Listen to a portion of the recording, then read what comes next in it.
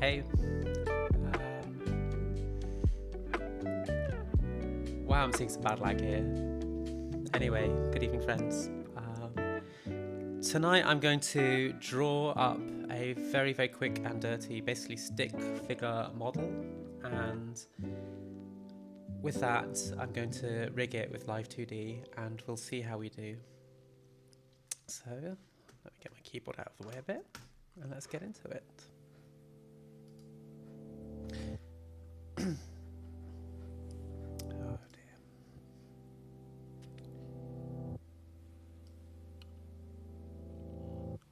Perfect. So, I'm using Procreate, and the reason that I'm using Procreate is that it's what I've got. All you really need is something which can output, what's the word I'm looking for here?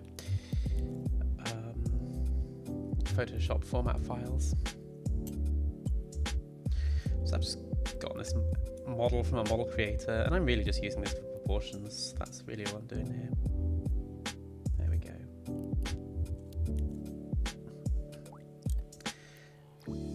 So what we want to do when we're creating a model is to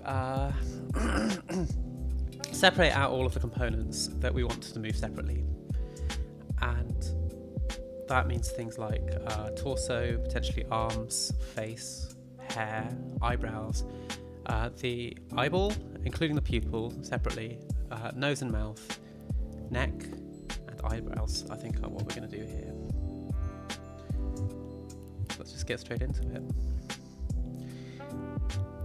I should warn you straight away that I am not a good artist. This is not going to be good art. So, yeah.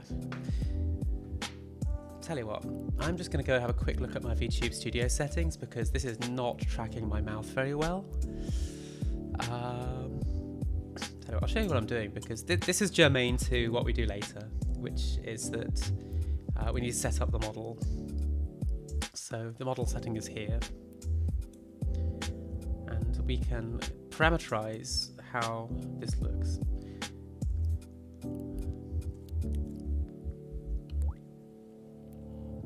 This is a good place to start the story, actually, now that I'm working on it. So this is live2d. This is not live2d. This is VTube Studio, which is what I'm using. Other apps are available. And what these parameters on the right are it's got a model for my body, and it's tracking me. And it's got certain ideas about what I'm doing. And it's mapping these between inputs and outputs. So these parameters, this parameter here, is what it thinks my mouth is actually doing. As you can see, it's a bit off. It's not that far off, actually. It's really not that far off, so I don't know. When my mouth is shut, it's down here at 0. So I've set this to 0.1 just to give it a bit of leeway to be shut. When it's open, like this,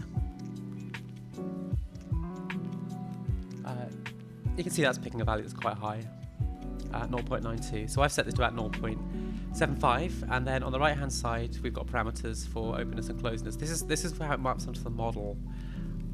So if I close my mouth, it should be at 0. If I open, it should be at 1. That all seems kind of correct, actually. Maybe I'll give it some more smoothing. I know what I've done. After all of that debugging, I was putting my face in front of my pops filter. Yeah. The other thing that's going on right now is that I look like I'm looking downwards, so actually let's fix that as well. So we're looking for a parameter which is labeled head X, or face up down rotation.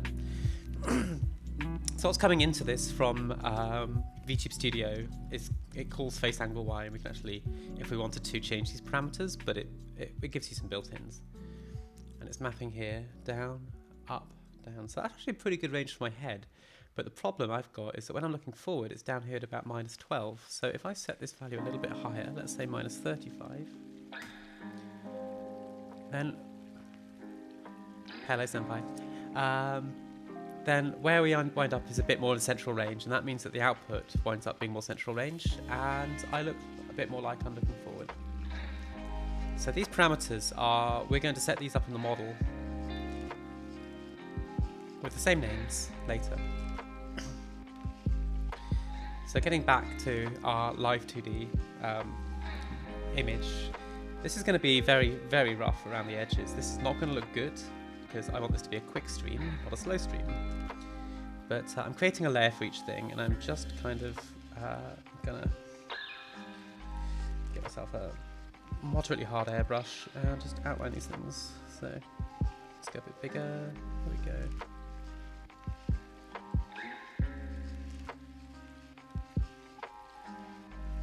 Pretty good. It's not pretty good, it's sloppy as heck. So we've labelled that face. Excellent. I'm going to put this layer up here so I can actually see what I'm doing, and while I'm at it I'll set its opacity down so I've got just a nice little reference. Above face I'm going to put, let's say eyeball. We'll throw in some eyeballs. Capital L. Now I'm actually going to use an off-white colour here, so let me see. We'll desaturate, we will go a little bit less than bright, and we're going to go for a lightish kind of blue. That is not white, but it's close. We don't want to go for a completely white thing. I'm not even trying to do an art stream here. I should not be trying to do an art stream here, but I'm, I guess, going for things that I've picked up occasionally. Now I've called this eye left, but that's actually the right eye on a body, so let's correct that.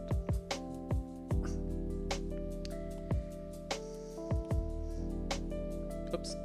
Now the reason we got an eyeball, even if you might be doing a stick figure or something else, is that this also actually works as the overall shape of the eye.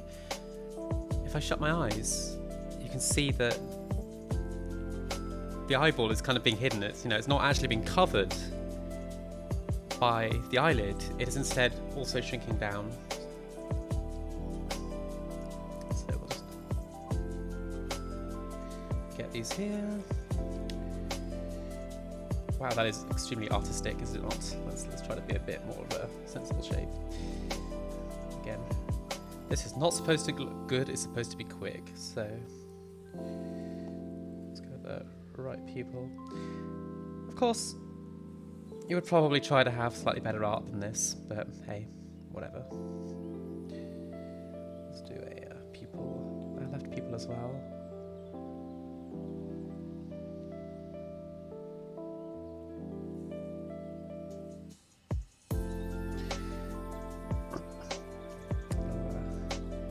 Switch to a black colour or close to it and just... let's try not to look too terrifying, but... which... we have to be very, very mindful about what we're doing here. Pupil, this is the right pupil, so we make sure that goes in the right hand thing. That's what we get for trying to rush. Now, as you're looking through these, you should see that all of them in the layers, at least in this app, are about this size. Try to avoid having like extra dots elsewhere. It becomes a pain. And I'm also going to, your app may have another way of doing this and you don't have to do it like this, but I'm going to use combine down here and just call this group eyes, because later on in live2d this is going to become a folder. Oops. That was, did not want the face to come with that. So we've got our eyeballs on our face.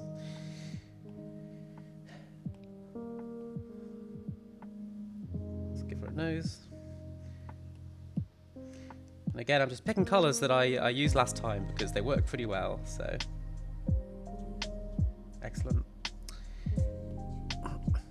We want a nose because the nose is going to be a little bit more three-dimensional depth. You can see as I move my face that my nose is actually moving further to the left and right than the rest of the face, and that is to give it a sense of depth. So it's good to have things like that for depth. Stuff like hair as well.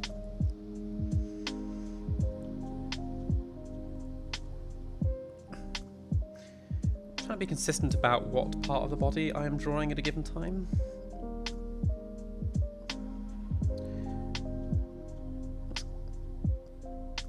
Let's not follow this completely. There we go, that's a pretty good eyebrow.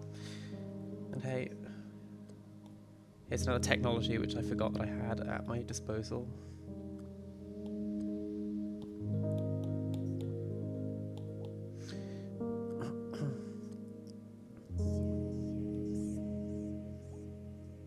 Oops.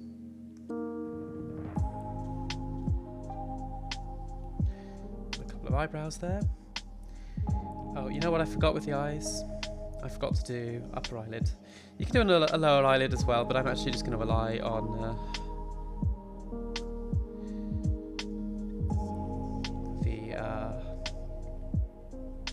bottom of the what's the word I'm looking for here?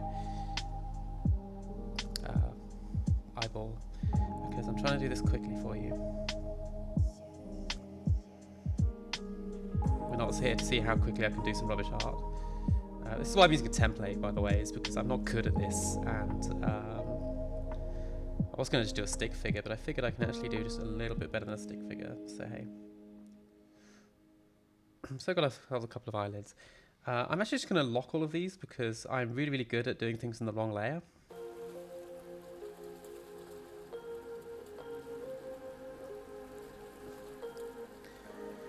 So we're just going to avoid the obvious mess-ups. How's she looking? She's got most of it now. She just needs a mouth. So let's get that mouth in.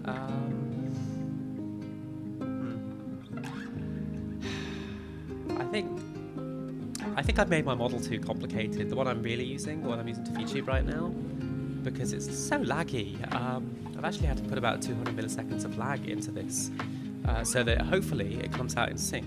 So I hope it's in sync for you. Getting back to the mouth, the other thing about the mouth is that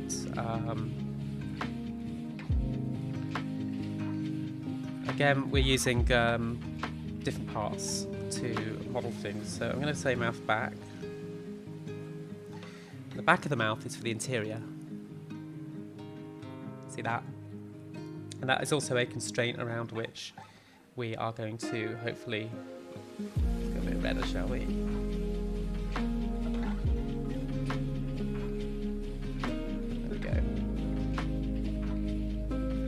So this should show the inside of the mouth, not the outside. And that should be the boundary that we have for anything that's inside the mouth. And stick a tongue in there as well. That tongue can be a slightly darker. The way I've seen people doing shading is quite good. They tend to go a little bit more saturated, a little bit darker, and then on a circular wheel, a little bit towards purple. Maybe not that far towards purple for a tongue, but I'm just going to copy that. Some lovely shapes there.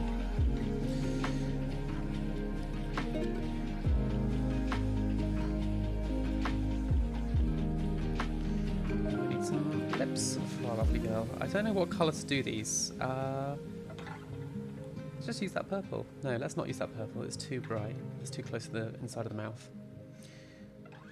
Let's start with that colour that I'm using for the face, and we'll go a little bit darker. Yeah, actually, let's just treat it as a shade of the face. There we go. That's way too big. So I'm going to switch pen to a drawing pen. There we go. Of course, I'm making another mistake here. Just don't want to. Well, definitely not that. Inking, not drawing. I wanted my inking pen.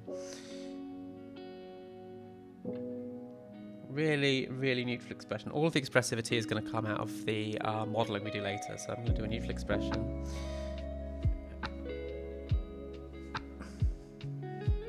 And I'm going to give this just a twin. There we go. So we've got a mouth and nose, eyes and so on. The other thing I'm going to do is actually some teeth. I discovered something very interesting in yesterday's stream, which is that I had just kind of been moving the upper teeth around, and I realised that the upper teeth, they do not move. they do not move relative to the head, so you should not have them moving when you are doing this. So I stopped doing that, and it came out looking so much better.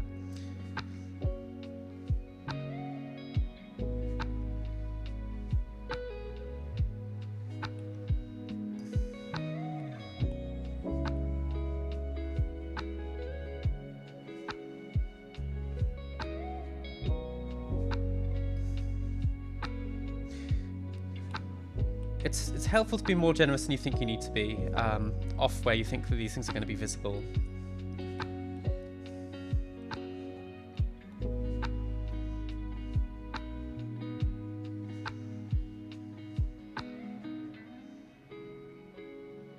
I'm sure there's a way to... that's just going to merge things. I'm sure there's a convenient way to pick up all of these things, but if there is, I've not figured it out. Come on, there we go.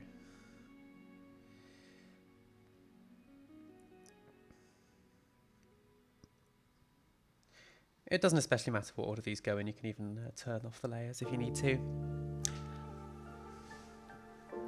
Alright. So I'm going to do two more things. I'm going to do neck.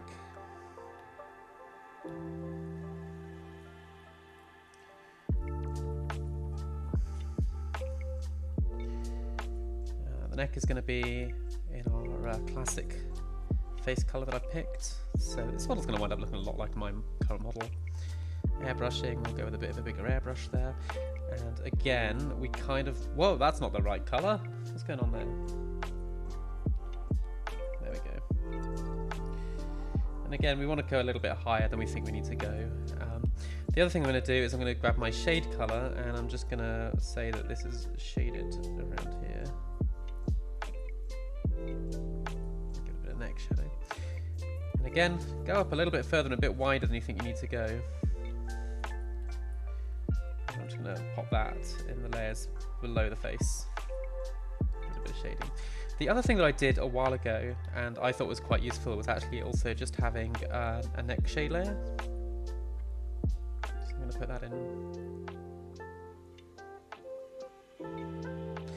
Obviously, none of this is mandatory, but I just kind of put in a layer that looks like this. So that if she's looking upwards, there's a little bit of shadow underneath that she can also be showing.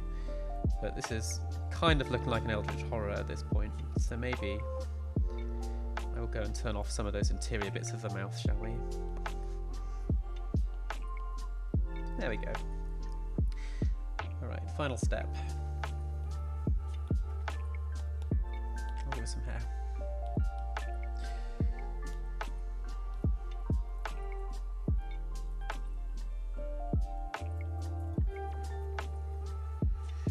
Of course, in real life, you'd want to put in a bit more effort in this.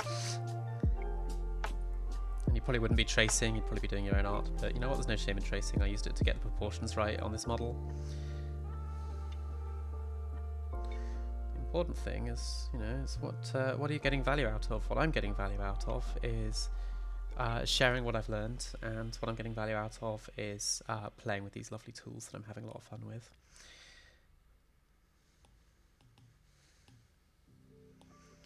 I think there's really no shame in just kind of taking shortcuts if it gets you to where you want to be.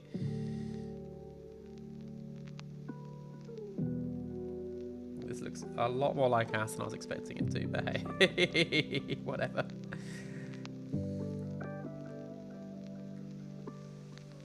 I've not actually modeled ears, but you know what? I'm just not going to bother with the ears. We can deal with that another time.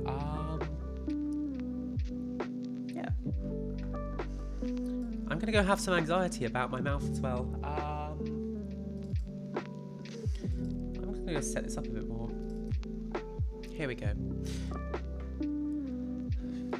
Where is it?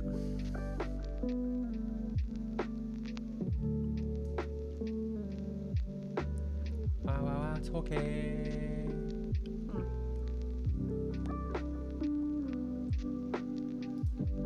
Let's go. Let's take that down to minus 0.1. A bit more neutrally open. Okay.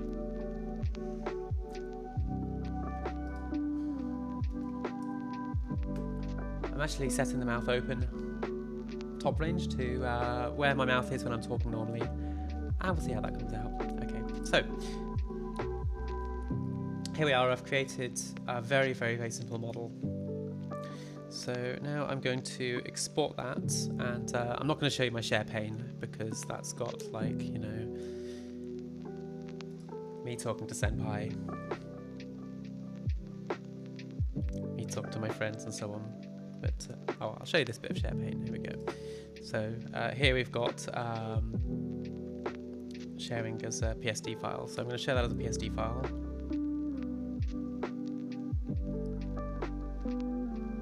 You're such a dumbass, Zip. Oh no, I'm not a dumbass. I did actually close my preview, but I'll close QuickTime. It doesn't have to appear on my main screen and make me panic. I'm just going to save that into my iCloud. Again, your process may be a little bit less ridiculous than this.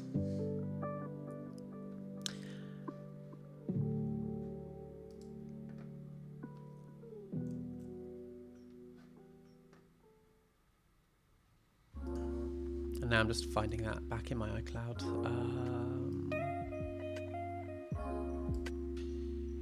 Oh dear, let's see. Date created is a good sort order. Cool.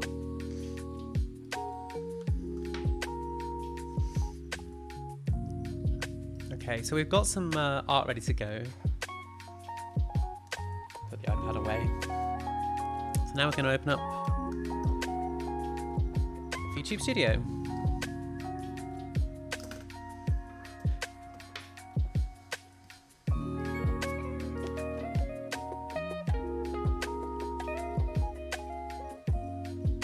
We're not going to open up YouTube Studio. What am I doing? I'm looking for live2d. Live2d editor. There we are.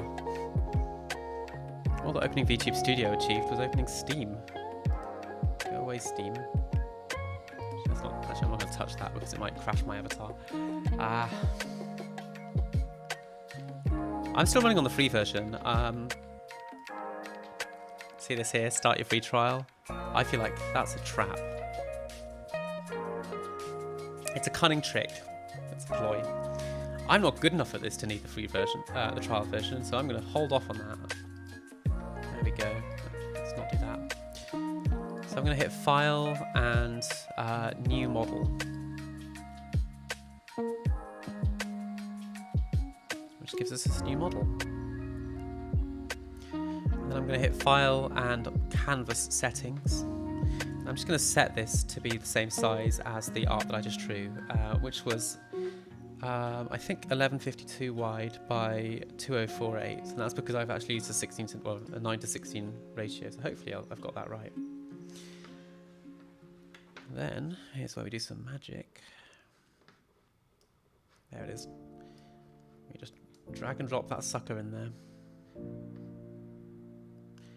And this is actually kind of giving us the option to either create a new file or to use this model I've just created. I'm going to use that model I've just created. If I hit this, it's just going to give me a new tab up here. That's fine, probably works. And then this other thing it's got is what to do for a re-import. I'm not re-importing anything, so I'm just going to add it all as an art mesh. And you can see here is where my art has appeared. And then there are all of these folders that you can use, but you know, some people do use those folders. I'm just going to torpedo them. The free version of this actually gives you a limit to the number of folders you can use, so I'm quite happy to just take it all out and take it all up a level. I'm going to delete that background layer. And really I've not done a body or anything, and oh, we can see the flaws of my model now very quickly.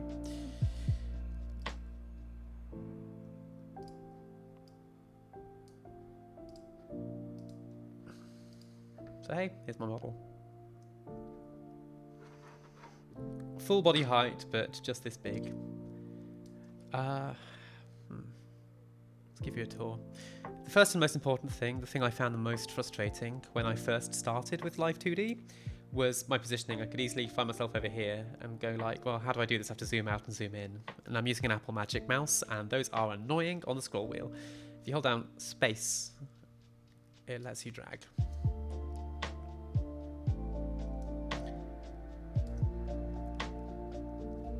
So, let's see. I suppose the three main things we need to know about. This is kind of a project organizer. Down here we've got all of the meshes and parts. And then here are the various parameters that we're changing. So let me see. First things first, now because I've got those in the right order in my file, they kind of wind up being sorted in a nice order anyway. Let's go through and actually make sure all of these are visible because I hid some of them. And they have a kind of sort order that we need. It doesn't necessarily go from the file, so I'm going to give each of these a position in 3D space. So I'm going to leave the neck at about 400, and that shade goes above that, so I'm going to give that 410. I tend to put the face at the 500s, and then I'm going to put the nose at 550. I'm going to put the eyebrows right at the frickin' top, so I'm going to just put that at 900. 900. And the hair is at 800. If there's a hair front and back, I might use those differently. And then my eyes, if I select all of these by holding down Shift and clicking here, I can then set all of those. So I'm going to put those at about, let's say a 600 level as the baseline. And then I'm going to make sure that my pupils are above the eyeball. So let's call that 650. And the eyelid should be above the pupil, so I'm going to call that 660. These are just arbitrary numbers, but they just need to be one bigger than the other, you know? And then for mouth, we're going to do the same business. So I'm going to say that these are all 600 as a baseline. The tongue goes above the back of the mouth, so we're going to give that 610. And then the teeth go in front of the tongue, so let's give those both 620. And then most importantly, the upper and lower lips, let's give those 650. So these are all now in sort of, they have a depth to each of them.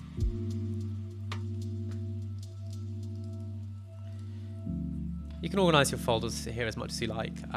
There's a really good VTuber who talks about this, who likes to be, it's like Sapphire? Yeah, who I kind of learned from. It's pretty much better than I am at this. Has very, very organised folders up here. I'm not going to be that organised. It's all about how you like to structure your stuff. The next thing that's probably useful to know about is clipping masks. So I'm going to go and use the mouth back as my clipping mesh. Now it's called Art Mesh. It is called Art Mesh 2 right now, but we're going to call this mouth back just so that it's nice and easy to remember. I'm going to copy and paste that. And then we're going to say that each thing of these, you see this clipping ID? That's going to tell it that you only draw it within the mouth back. And you can see that it's disappeared inside of the mouth now, which is good because otherwise it's horrifying. So that puts a constraint on where these things that aren't the lips go. And we're going to do the same thing for the eyes. So we've got the left and right eyeball, so let's call it eyeball L. And I'm going to copy that, and then the left pupil also needs to be constrained within that.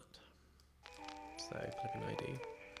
Obviously most of these don't actually need to have, you know, an ID, but you can even just copy and paste it as it stands. But I like, if it's going to have meaning, to place it where it is, you know, understandable to a person. Whoa, I didn't save that.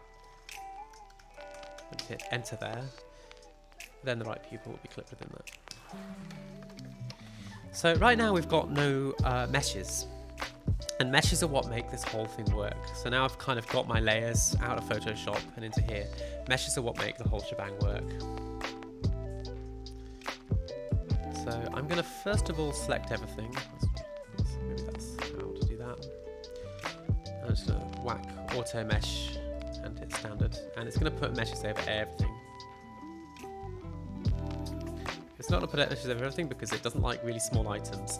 The stuff that it's not put meshes over has disappeared, but that's okay. We can go back and work on that because I need to make sure everything has a mesh. So we're just going to go through this and actually, you know what, I'm going to undo that and do this manually for everything that needs doing manually, because yes. So I've got my lower lip. Kind of see that it's there, but it's not got any kind of thing indicating where it is just yet. Let's try giving that an auto mesh just in case. We'll try a heavy deformation. Dang it. It's saying mesh is opened, and the reason it's saying that is that it's finding it too small to work with, as far as I can tell. So let's create a standard normal mesh. And it should hide everything and make this one visible, but it's maybe not doing a good job of that, so I'm just going to draw a mesh over this for now, and that should hopefully, yeah, give us a mesh to look at. Doesn't like that. I'm going to hit undo again, and let's draw a mesh around that. Oh, there we are, we've got some art now. You see these really, really pale lines? Those are a problem. I'm going to deal with that in a second. Actually, I've made, you know, I'm going to back this up and do this properly. The mouth and the eyelids are the things that you really need to be doing a lot with. So actually I'm going to go in and make these lovely even triangles over this. But what this is doing is it's kind of it's a deformation mesh. This is the thing that live2d, VTube Studio, sorry, is going to be moving around. Both of them really, you know, both the renderer and the art app are going to be moving around in order to give you motion. For some reason, sometimes if it can't find things, it puts a point in each corner. I'm going to just remove those. So the total size of this should then be just this big. There we go. Better. It's got this lovely red outline that indicates that it did that right. So yes, and here actually I've cheated myself. I've cheated my future self by giving myself a shit mesh here. You need to think about which bits are actually going to be, I suppose, flexing a lot, because each triangle is what's getting squished together or moved around or warped about the place, and so these triangles are your life.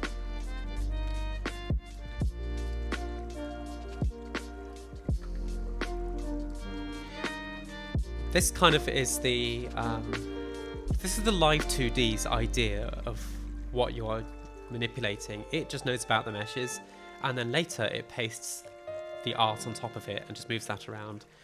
But so you know, obviously we need to see that so that we can do our own art. But as far as live2d is concerned, it's just moving these points about now. So each one of these needs to have points. Here I'm clicking auto, and hopefully this will just work. It's not working. That's so annoying. Okay, well, I guess we're just gonna back that up. Just gonna go around that in a circle. It does not need to be complicated. I'll give it a middle point.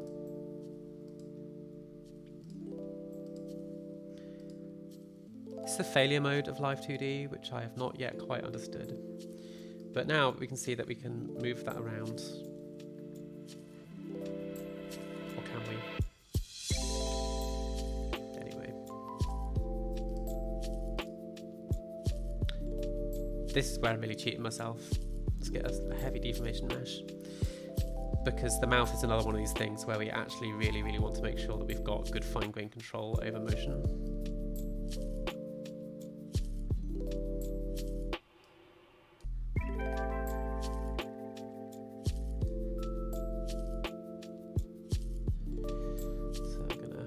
Bunch of extra points.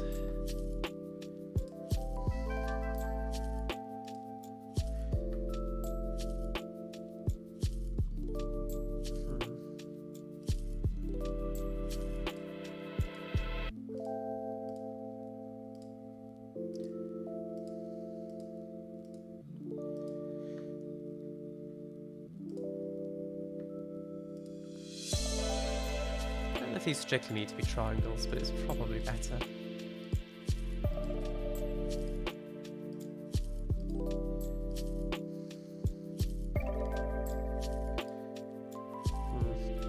Just gonna hit undo do a couple times there. That did not need to be like that. No. Okay, fine.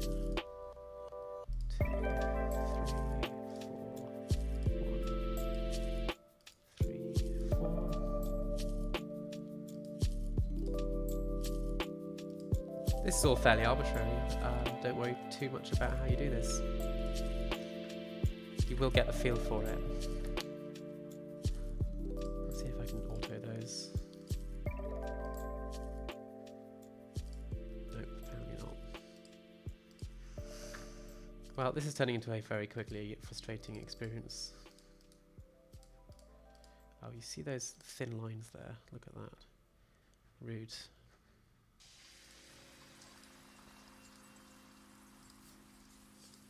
I wonder if it will let me auto mesh it once I've done that. Nope, it just says mesh is opened. Okay, never mind. Okay, well, whatever. There we are. You can see you can move that around.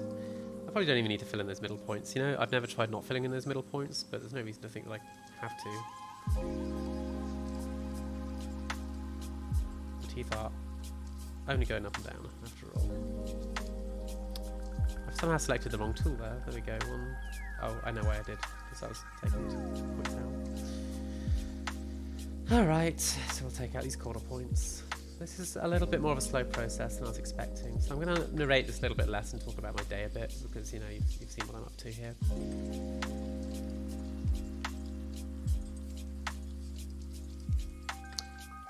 No, it's been a sort of rough day. Mesh opened. Okay, none of that.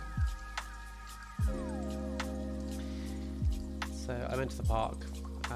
The park was good for my mental health. It's supposed to be the middle of a work day, but you know what? I got away with it. Nobody's watching what I'm doing. And I just sat and I watched the birds, and there were some magpies, and those magpies were really having a fight. It was just like these two magpies did not like a third magpie. I've realised that this mesh, of course, needs to be a little bit more fine-grained because it's an eyebrow we're moving around. There we go. Even those out a bit. I have a real fondness for corvids. I don't know why, they're just my favourite bird.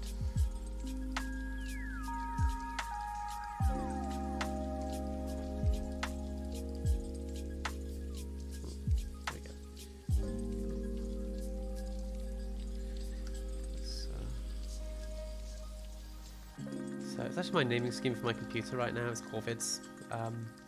This one is called Nutcracker, which is a kind of corvid I didn't really know about until I went on the Wikipedia page and said, hey, what kind of corvids should I know about? Wikipedia said nutcrackers. There we are. Let's see, we've got those four corners that we didn't want. I'm sure more experienced artists will know why that happens, but I don't. Those eyelids, pupils with a bit of luck, we can just auto mesh those. Oops, let's go standard. Excellent, we have saved ourselves some time. Eyeballs with a bit of luck, we can auto mesh those as well.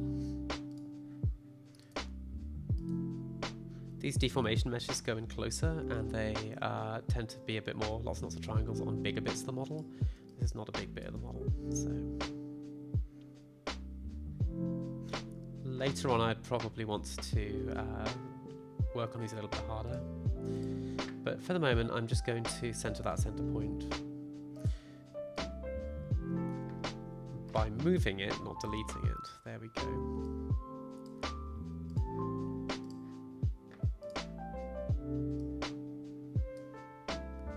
Just even these out a bit so that when these have a motion, when this has a closing motion, it's got slightly even points to move from. There we are. The hair should auto mesh lovely. Let's give that a heavy deformation mesh. You can see how it's given a bit of this here. Eyebrows. Eyebrows are another one where we want to get in with the. I really don't know why it decides to do this.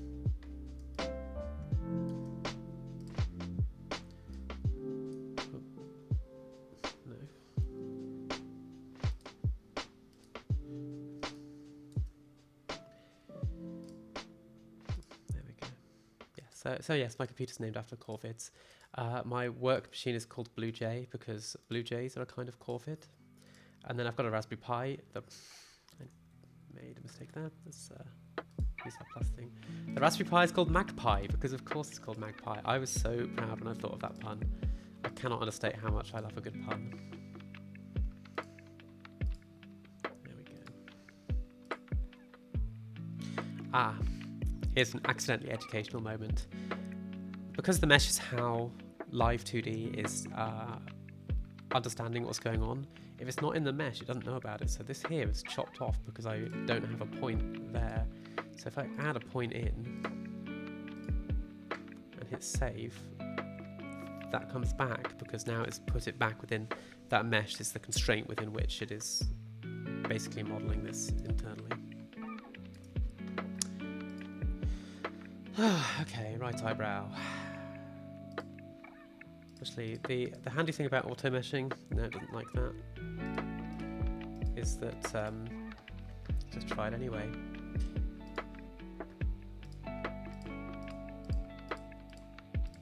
Just gonna give it this really crappy rough mesh because I know where it is. I'm gonna hit OK so I can see it.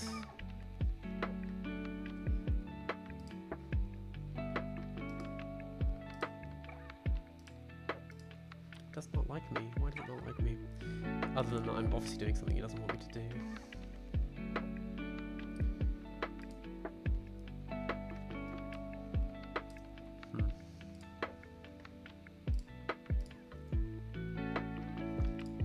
Okay, I'm just gonna have to back that up. Hey, oh now it renders. Now it renders. How about that?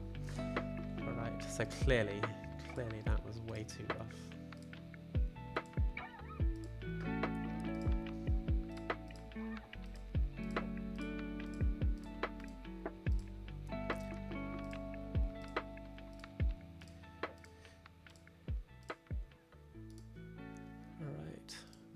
I bet that's too small for it to auto mesh. I made a terrible mistake in assuming that it'll be quick about this. And I can see these really, really faint turquoise lines as well. So I think I'm actually going to zoom the heck out. And yeah, you can see it's given this whole thing a big red box or one tiny nose. That's clearly wrong. So let's just clear those out. And now it's given the nose a tiny little box. Face. If I auto mesh that, it should bring it in nicely. There we go. You see these heavy deformation meshes, it tends to put things around the edges. That's probably what we want here. Neck shade, let's see if we can auto mesh that with a little bit of deformation. And neck, a little bit of deformation there as well. That'll do. So with a bit of luck, I'm now going to go through all of these and just check how that mesh looks. And they should all be about the size of the object. Let's just use the, oh no, pressing up and down does not go through this list, it changes the size of the object. So hey, everything seems to have a mesh.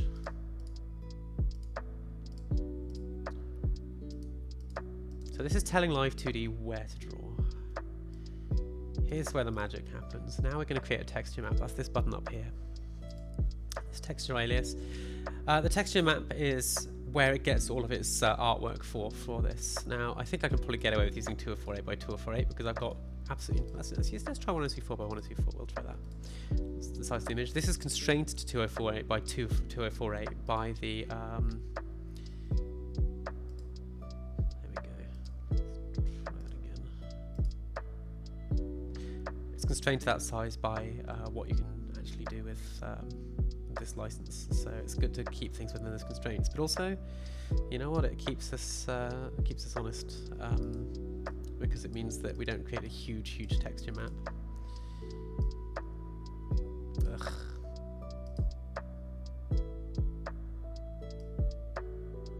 So this is basically just a big PNG image that just add everything to it. Sometimes, I don't know, every time I've seen somebody else's video of this, it just all magically works and I don't need to worry about anything. But when I do this, it just does not lay them out properly.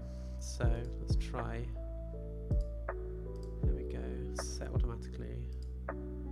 There we go. This is all fit in quite nicely, so maybe I could even go with a smaller texture. Let's save that for the moment. you can see that these mesh, outlines around this are the mesh outlines.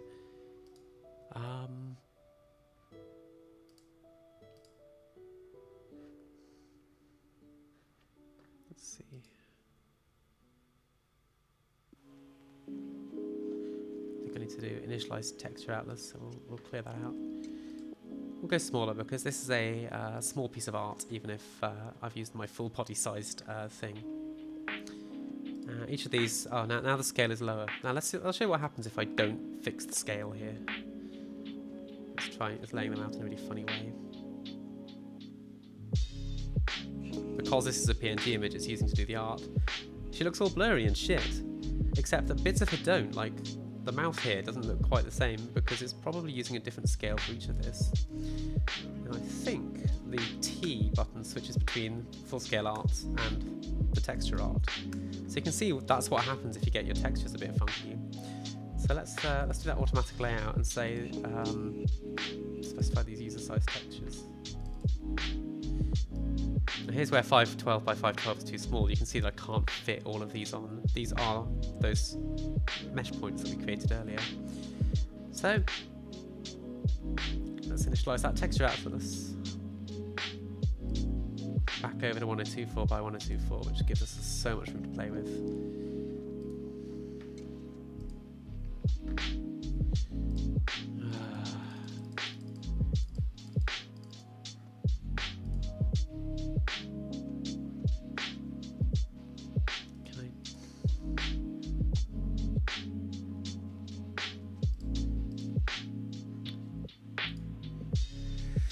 Alright.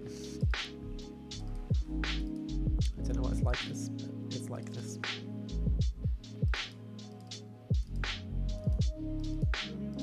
A lot of people doing this it just magically works. They just hit automatic layout and it does that for them, which is perfect.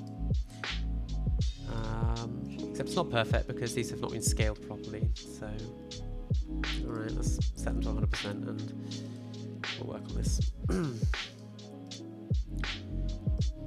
So yeah, we're creating a big PNG image.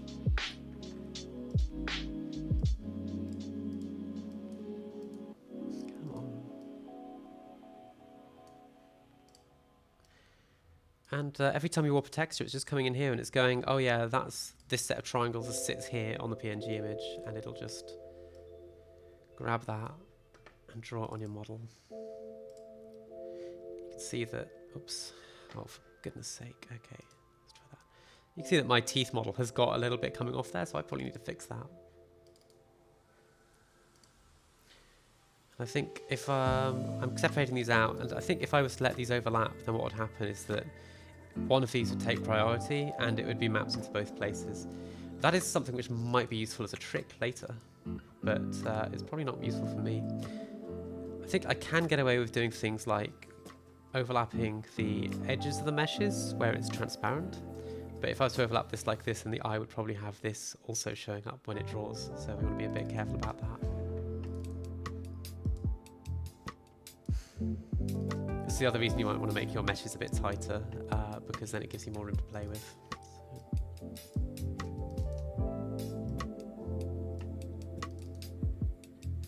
So yeah, these are all those component parts that I drew earlier.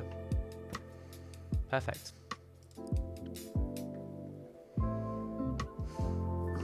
She's a simple girl with simple objectives. Now, I think we had our teeth looking a bit funny, did we not? Okay, that's probably fine. So now we have live2d knows about each of these shapes. It has an idea of which order to draw them in, and it has an idea of where to get the art for it from. Here's where we now make it move. And we make it move using warps. These are the two kinds of warps. We've got rotation warps, which provide positioning and rotation, and we have deformers, which can also do rotation, and but they kind of stretch and squish things instead. Position warps are useful. They're certainly interesting because, as I understand it, their position is affected by the underlying deformer warps, but the things underneath them aren't deformed by the underlying deformer warps. So if you wanted to use one to position, say, an arm or an earring, then its position would move with the head, but it wouldn't warp with the head as well, which can be very useful for things which dangle and so on. Oh, for goodness sake, okay. Right. That's what we get for... I was doing a face model from the start. I should have just created my canvas the right size for it. But later, if we wanted, we could drag and drop the PSD file back in, do the same kind of process, delete the parts that we don't want, add the parts that we do want. It even has a merge mode, although I've never quite figured out how to get that to work properly. So, right, animating motion. I'm going to demonstrate the principle in a slightly different order. Usually people go from the bottom up and sort of say, well, here's the base of the head and here's how it all rotates. I'm going to go and do it in a slightly different order. So let's just go and find those pupils. There we go. And these are all of the parameters. Now these underneath the hood, if we edit them, we have a name which we display here, and we have an ID, which is param angle x, which might be familiar to you. If you're familiar with VTube Studio, I don't know how this works in other apps, we can go into our model thing here, and we can find these parameters. So we've got, where are we? IX, here we are. Param eyeball x. No, that's param eyeball x. So I was clicking on the eyeball, but I was then looking at param x. There we go. So that's this param angle x here. So you can see that what VTube Studio is doing, I'm sorry this is so small, I'm keeping it small so it's not having to do too much work to render this. Its input is face angle x. That's its idea of how it's measuring which way I'm looking. And its output is param angle x, so it's varying on this axis here between -30 and 30. And then these default parameters, which live2d has given us, run from -30 to 30. So these are kind of standardized, and so you can just mess with the standardized ones. You can also create your own, which I've done for things like motion and blushing and so on. So with that in mind, right now we can choose 2 of these with the free version, 3 if you've got the pro version. But if you've got the normal version like I do, we're going to have a look at these parameters. I can vary them, but they don't do anything right now. If I click here, I can create a set of positions which I am going to change. This gives us a 2 scale, a 3 scale, and clears them out, or we can edit them with this keyform editor if we want to do more animation motions. But I'm just going to hit angle X here. And actually, you know what? I can animate both these at the same time. I'm going to give these 3 as well, and I'm going to select them both. And we're going to say that when it's -30, you're looking all the way to the left. The reason I've selected both these at the same time is that in the human body, the eyes tend to look in the same direction as each other. And when they're focused at infinity, if they're closer, maybe not. But we've only got one parameter to determine which way we're looking. So I'm just going to move these together at the same time. I'm holding down Shift right now, which means that I can't, well, I can go up and down, but I can go in this cross motion. And that's useful because I only really want to take these eyes as far to the left as she can see here. So even though this isn't moving very far this way, it's only as far as she can see here. Now I could do the same thing for the right motion. You can see that these 2 keyframes are just the same. But instead I'm going to go to right click this burger menu and hit reflect motion. Reflect horizontally. And then you can see that that goes to the right instead. So now we've got this left and right motion. And we've got the same business with angle X and Y. I give it 3 positions. Y negative is down. Holding down Shift so that we go in the same direction. Take that down about as far as we want. I'm not going to reflect the motion this time for up. I'm just going to set that manually. You don't want to go too high up because it's going to look ridiculous. But fairly high up is okay. So now she can move up and down. Now, if we want to see how these look together, these actually do act together. So if I look left and up, we don't have a position for that yet. And that's kind of a problem, right? It's just kind of not configured. I can link these two together, but I think that's mostly just for my benefit with the UI. So you can kind of see that almost does that up, down, left, right. But if you go to the corner, it just kind of does whatever was on that axis. So here's another piece of magic that we can do with live2d, which is synthesize corners. I could go and do each of these corners myself, but if I hit synthesize corners and they're doing things that are kind of different, then there we are. Those eyes now move in a way which makes sense. All right, that's the basics of motion. Now for the complicateds of motion. What shall I do next? Let's do eyes opening and closing. So you remember, of course, that I used that as a clipping path. So if I move around the inner part of the eyelid, it hides that eyeball. And that's the magic we're about to use to do eye open and close. Now, some people actually create folders for their parameters, so we could create some folders for these parameters. You don't have to, but I find myself zooming around a bit, so I'm going to create a couple actually. Let's say we've got head,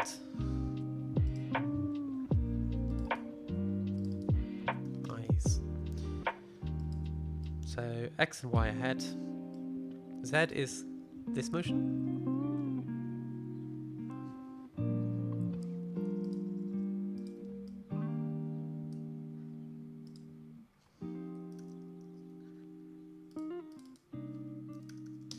Again, you don't have to do this. I've not been doing this before, but it has been annoying me. So here we are. Get those eyebrows out of the way.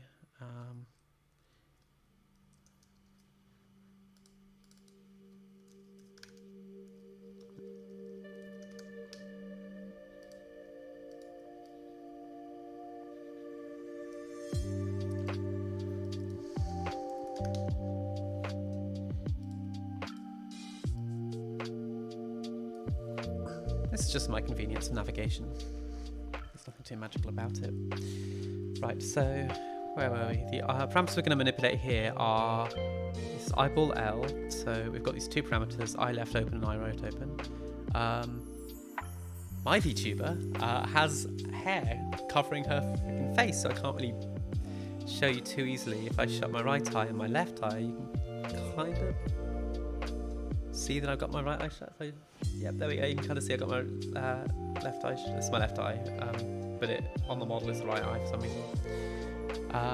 So we're handling these separately. So this eyeball L open.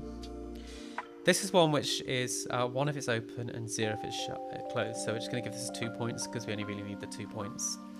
And then we're going to come in and we're going to animate just how that looks. So here's where we faff around with these control points. If I come down here, if I hold down Alt, it'll match me a bit.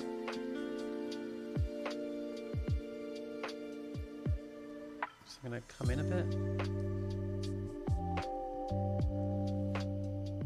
Sorry about your meeting.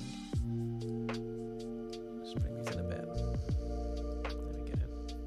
You can see how it's kind of just manipulating that mesh, so it's going to look a bit weird and squishy there.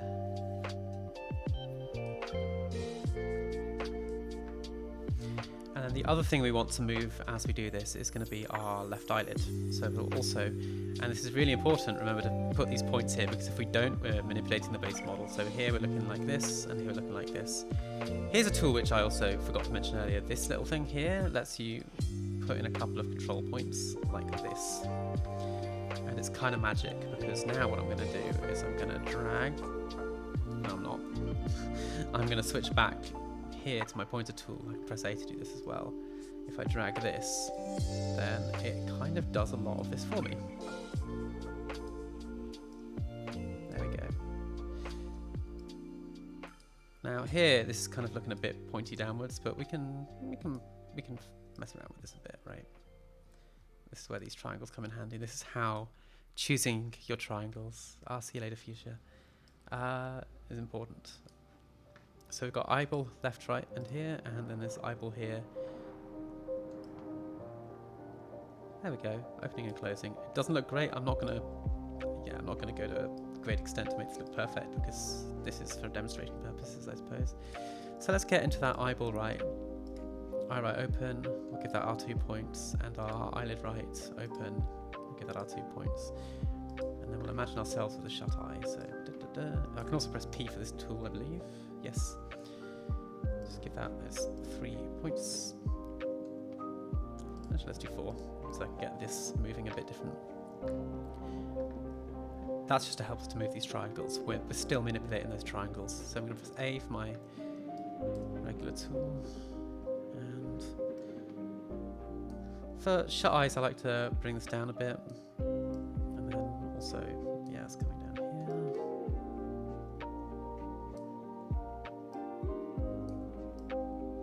There go those triangles. And then our eyeball. So this is our left eyeball again. Wait, no, that's eyeball left, this is eyeball right. There we go, so there's that point. Same business. Just... oops, daisy.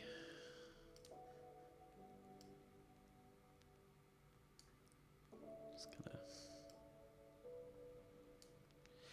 okay, so I think I need to zoom out a bit and use my left eyeball's position as a point of comparison. Okay, so I can see what I've done here. That's the right eyelid. There we go. So I've really over-egged it.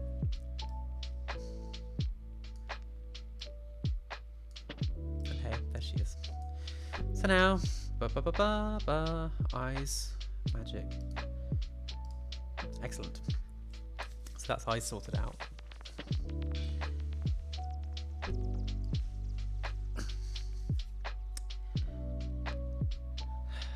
Where do I go from here?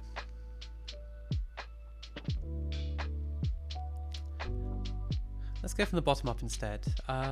When people do full body rigging, they tend to do a position for like body rotation and then shoulder rotation, and not shoulder rotation, but like which way the body is facing, which way you're leaning. If I lean, you can kind of see that my body's leaning, right? In the case of VTube Studio, it doesn't actually know where my body is, it's just kind of working it out from where my head is, which is why if I tilt my head left, I've actually set it to set my body the other way, so it looks quite sassy. I'm very pleased with that.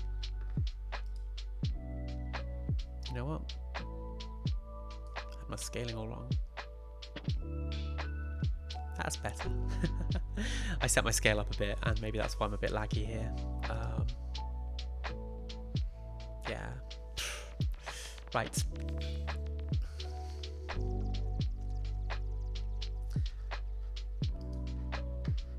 So let's put a point that we would usually put repart.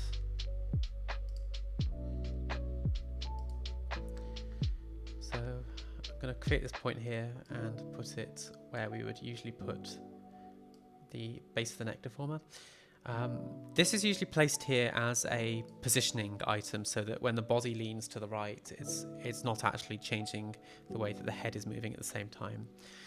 Now you can see this is kind of put in here and in here, and these kind of are different hierarchies. So if you want, you can create a folder called face and put it all under there or not.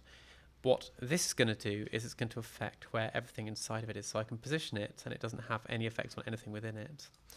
And I can take everything I want to go inside and stick it in that. And now, if I was to take this and move it around, I'd be manipulating the whole object. There we are. With that in mind, we then have I should rename this. I should call this head position. That's my head position. With that in mind, I'm going to create a second warp deformer here, a rotation deformer, and that is going to be the head rotation. As a child of the selected object, create, there we go. And again, I've got nothing inside of it, so I can just put this here. So these I've seen put at the base of the neck. With that positioned, I'm going to take everything except the neck and put it into that. And then, here's where some magic comes in. We'll go and get this angle Z here. And say that when it's left, this is, I'm not quite sure, you can kind of parameterize this like this, I guess. I find about minus 15 degrees is about the maximum. You can also edit it here, so minus 15 degrees here. And if you remember, we've got that reflect motion, so we can also reflect vertically and go that way. That is not what I wanted to do. I'm going to hit Command Z and undo it. So, reflect motion. That's not a... There we go.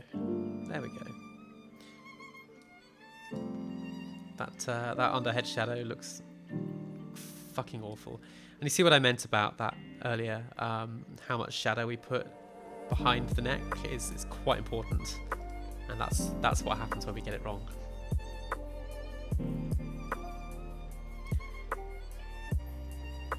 So now we've got these basic motions. Let's see. So I've got my eyes moving. Have I got my eyebrows moving yet? Don't think I have. Let's see. Here's where I've got my eyebrows. There we go. Yeah. We can put these inside of a warp or not. I think we've only got two of these that we can maintain each time. So let's see. Now brows are kind of a scam because we've got all of these parameters. We've got the brows Y position, which is up down. We've got the brows X position, which is left right, which is probably good if you can model that. Now if I fire up VTube Studio here, double click to get my things and have a look through these parameters. Actually, if I go, I'm just going to go all the way to the bottom, and if I was to create a parameter and have a look for my inputs and type brow, you can see that I've got three parameters. I've got brows, I've got my brow left Y and brow right Y, and this says iOS and webcam, and this says brow. So I suspect these are two parameters doing the same thing. I think this is, we can model the position of the brows separately, and I think this is modeling the position of the brows together. So let's just delete that. And then we'll also have a look at our model over here and see if we can't find where we're doing this.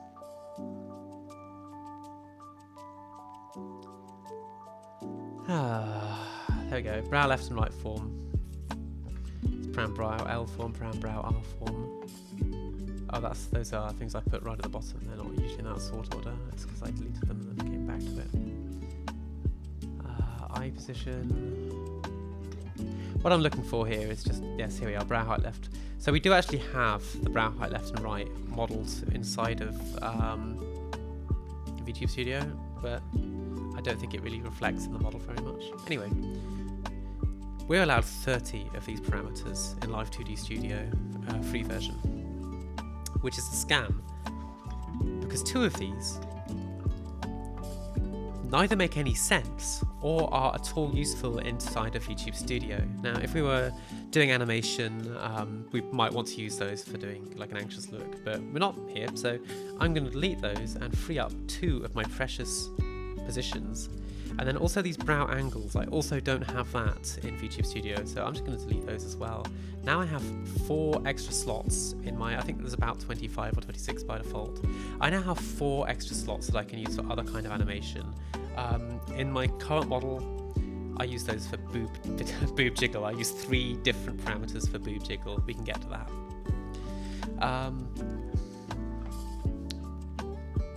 Let's get those animated. So the brow left, that's this one. Let's click on that so we can see what we're doing. Brow left. We're actually going to give this 3 positions. I think. Yes, because the numbers are actually varying. So brow, that is on all position. We've got our down position, holding down shift, we can go down. Right click. Oh yeah, that's the thing I didn't mention. I'm left clicking here. Left clicking lets you do this motion, but right clicking lets you get to these snapped keyforms, and that's what you're editing. So we can go up with that, and then that should have some good motion to it. There we go. Left eyebrow, same thing. Right eyebrow, sorry, same thing. And of course I can snap this up here so that I can see what I'm doing and like have that in a comparable position. This is why we have that 3-dimensional depth. So that should be down there. And those about match. So hey, that's our eyebrow motion. Oof.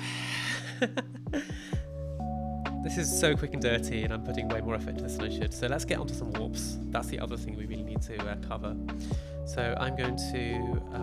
oh, I forgot to name this again. Let's call that head rotation. There we go. So we're going to create this warp, and as child of selected object, if you put it as a parent, then it kind of captures everything, which is a little bit annoying. So we're going to call this face. Now this has... Let's create this for the moment. Where's it gone? It's down here. Okay. Gives us one of these things.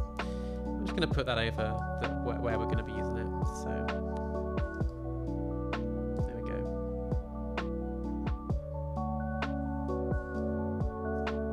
Oh, let's remember to hit Alt to bring that in on both sides.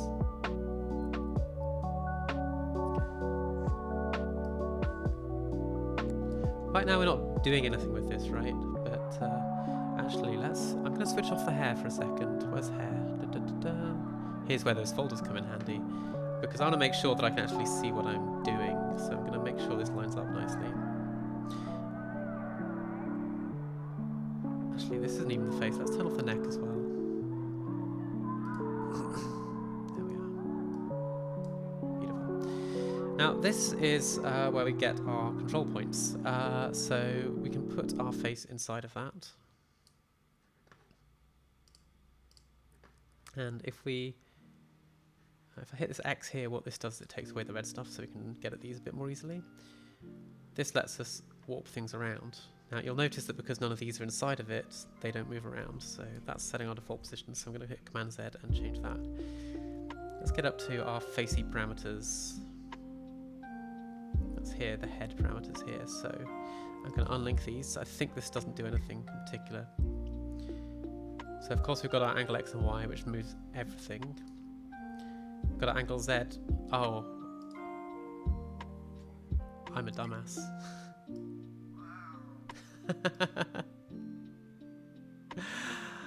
Oh no. I should have used eyeball X and Y for that, but we can fix this.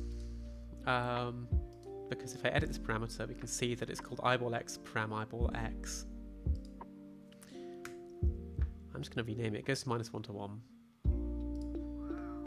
Eyeball Y. Oops. Edit parameter. Eyeball Y 2, which goes to -1 to 1. Angle X. Edit parameter. Yeah. So -1 to 1.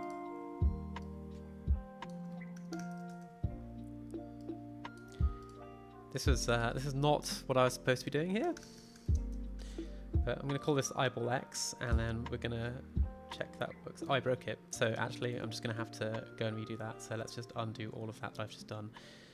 Back to that. Okay, never mind. I clearly can't just go renaming them and move them around. Okay, well, all right. Well, we just have to leave those at their defaults and unbind them. That was really, really embarrassing. So yeah. Alright, so let's get those in 3 positions. 3 positions. Let's go and fix that up, shall we?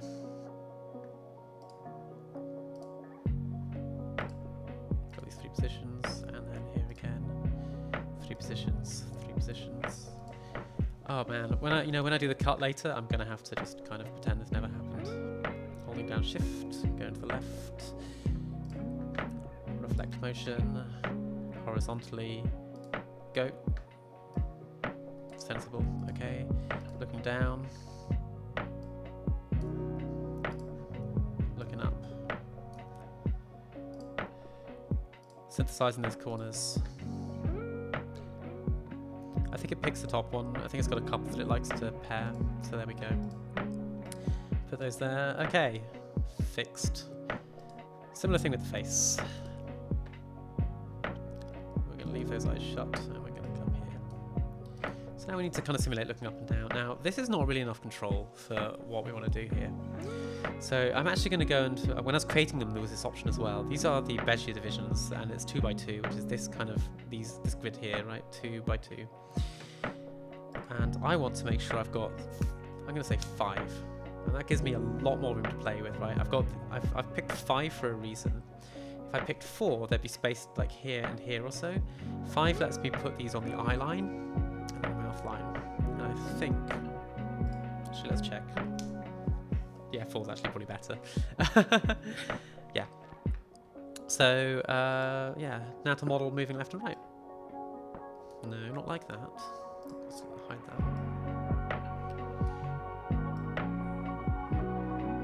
I'm going to hold down Shift again to make this thing. You can kind of see how this moves the face around.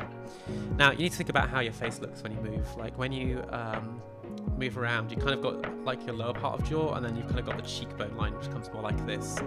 I'm not an animator, by the way. So, what I'm going to do here is I'm going to kind of pull that up a bit to kind of give them that slightly more flat impression. And then I'm also going to go to the right. Actually, you know what? I'm just going to reflect that motion. There we go. Reflecting that horizontally. Here's probably a good time to turn off the motion of the the eyes. Maybe we hide the eyes for a little bit. So maybe what I'm going to do is I'm going to turn it off here, so that we don't trick ourselves too much with what the eyes are doing when we really should be paying attention to the shape of the face. So I feel like also that the jaw comes out here a bit. It gives you a bit more depth there. So there we go. But then also at the eyeball, like at the level here, we kind of want to, we can even change these ones a bit. Kind of getting a bit there and a bit there. We could be more dramatic than this. Let's go way more dramatic than that. Hey, there we go.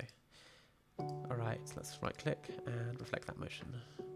It's probably not going to look great, but hey, whatever. And then looking up is going to be another challenge all of itself. So let's pull the face up.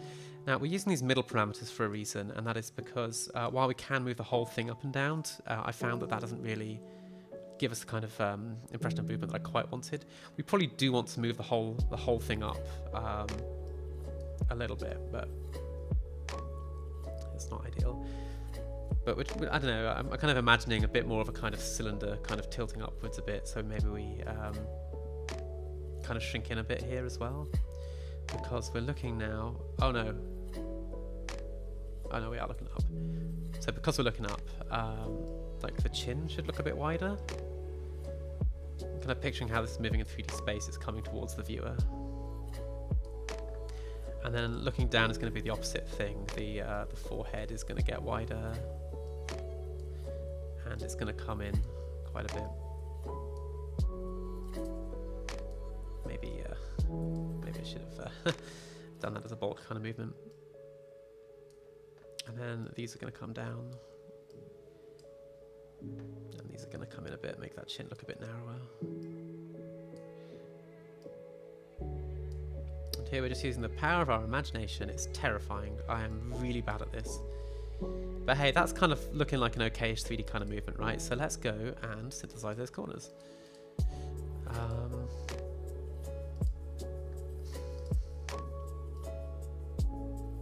Hey, that's an okay looking 3D movement. It's not great, but it's okay.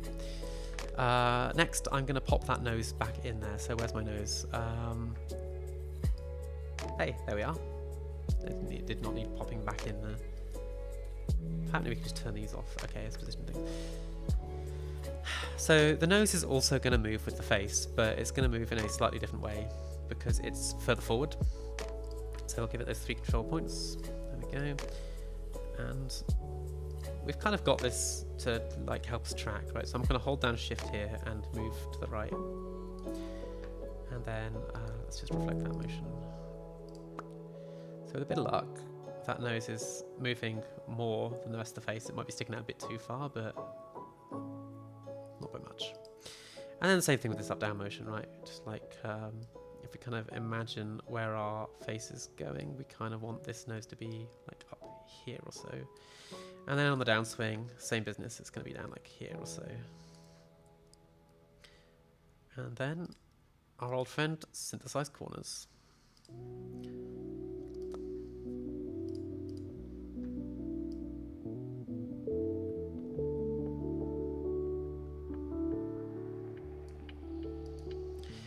Now, here is, I suppose, the thing which is kind of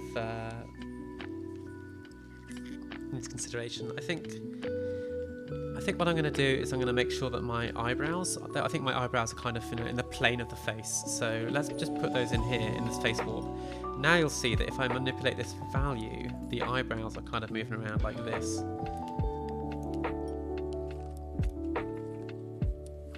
I think that maybe that nose movement is a bit dramatic, don't you? So let's get that nose movement a little bit less dramatic on the y-axis.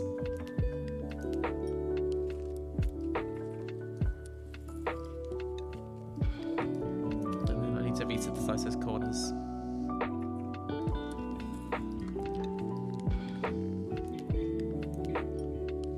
Okay, that's okay. And mouth position is also kind of something we need to manipulate with this. Now we could use the base position and then just adjust a little bit, but I think I'm just going to do the whole thing on its own. So let's zoom in on that mouth, and I think we kind of want to. Hello, Lily. I think what I want to do for this is actually what I did last time.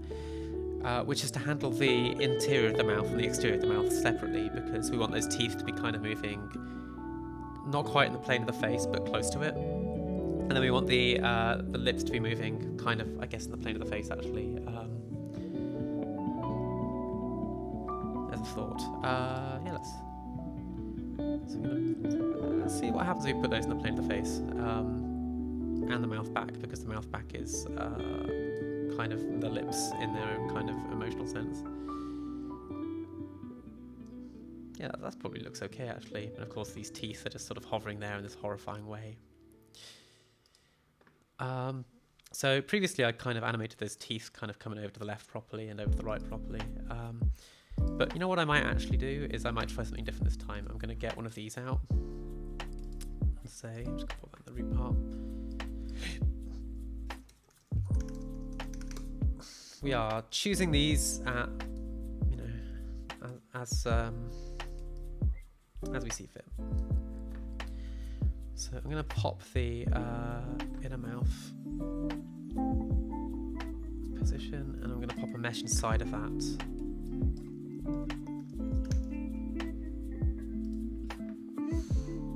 And then we're going to take these tongue and teeth and pop them in the inner mouth. So now, if I animate this, they kind of move in the same position, but they're not moving up, down, left, right in the same way. Or are they? They are. Ooh. Right, if I freeze rotation, they don't. No, they do.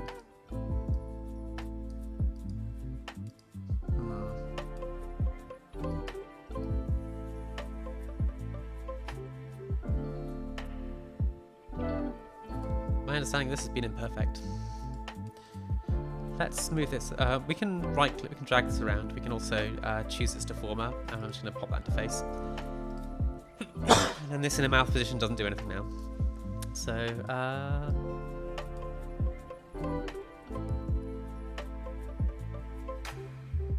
oh, I see. It's the warp itself is not getting moved around now. What's that?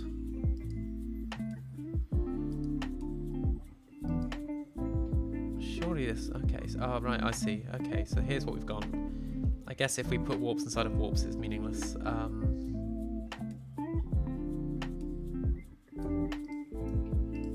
If I put these into the face warp, then they should just all warp on their own, which no longer quite looks right. So yeah.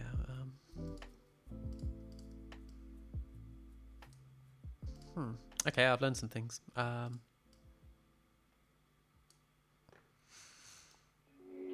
Just kind of doesn't do its own thing, huh? Well, I guess we can just take this up and put it inside of the head rotation warp then. No, that's not what I wanted to do. I wanted to take this and put it inside of the head rotation warp. And then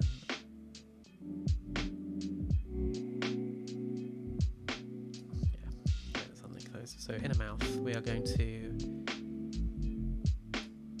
tell it that it's using these parameters as well. So now if I make changes, it's going to change them in these parameters. So that angle X, inner mouth. Where's my... Oh, I know what I've done. I know what I've done.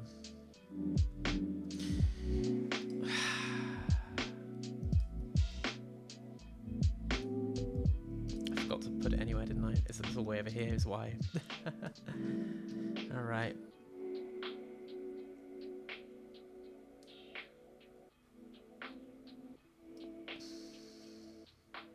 Organic shapes are horribly complicated.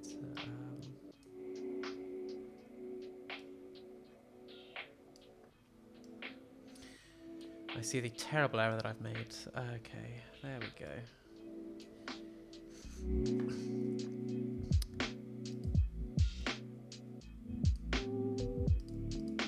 That's not it. We want to put the teeth into that. There we go. So now I think...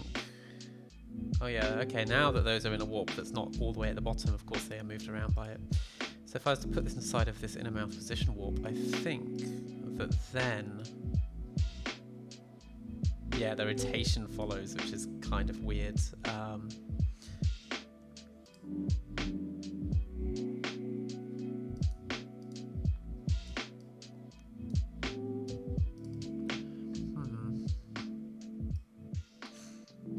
So obviously we don't use that because it's doing that. Okay. I've misunderstood how these work a little bit. So I'll just pop that inside of the head rotation.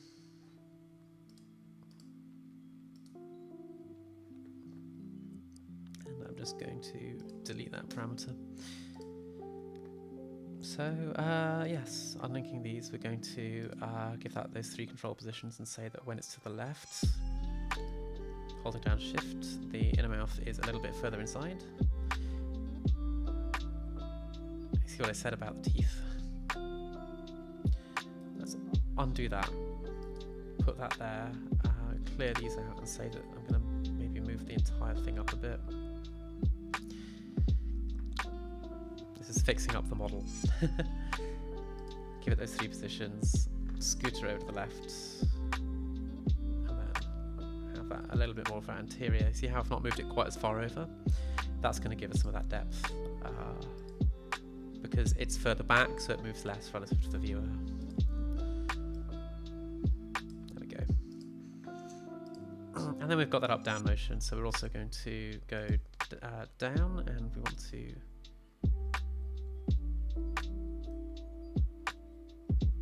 there we go, and then up. There maybe, and then let's link those together and synthesize those corners. With a bit of luck, that looks moderately okay. Okay, and then the final thing that I'm going to do here is get those mouth movements working. Oh, and eye position is the other thing I need to do. So let's get those lips moving. So the first thing we need to know is that the mouth back is something we're going to manipulate here with our... oh, I just left it here. So mouth open, this 2-position thing. Right now, this is the closed position, and this is the open position. So we're going to go to the closed position by the simple expedient of holding down Alt and squishing it down to about here, and then squishing it up to about here. Magic. And then lips have the same kind of deal. We can give it these 2 positions, closed and open. Now, of course, when they're open, we've got this other thing. And I want this to track the position of the mouth. So I'm going to actually use these control point things again here and place them here, here, and here. And then switch back to this and say, I'll move that. That I want this to go up here, and I want to pull it in and in. And these triangles have done us a pretty big favour. There we go, let's just scoot this up here, but there's no law against changing these ourselves. Same dealio with the lower lip. I'm going to give myself control points here, here, and here. I'm going to switch back and then pull this into position.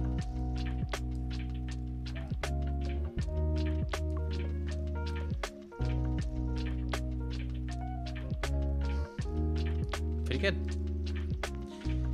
Now to look convincing, we actually also want to make one other change, which is that the face, which is currently animated like this, is gonna need another warp or another position. Now I think I'm actually just gonna use the face warp itself here. I could put a warp here, I could just do this. I'm gonna give this some parameters as well, because when the mouth is open, I want to bring the chin down like that.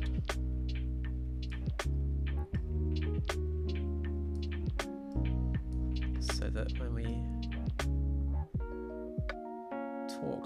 talk like this.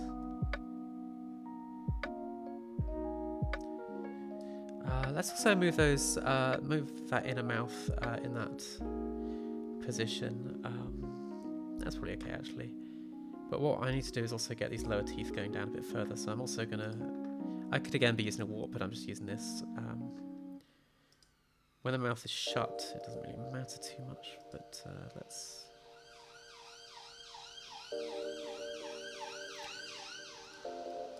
I'm actually just going to hide that clipping ID for a minute, so we can see the teeth. Obviously, when the mouth is shut, the teeth are doing this, right? And as they open, we should have that movement. So there we go. Let's pop those clip. There we go.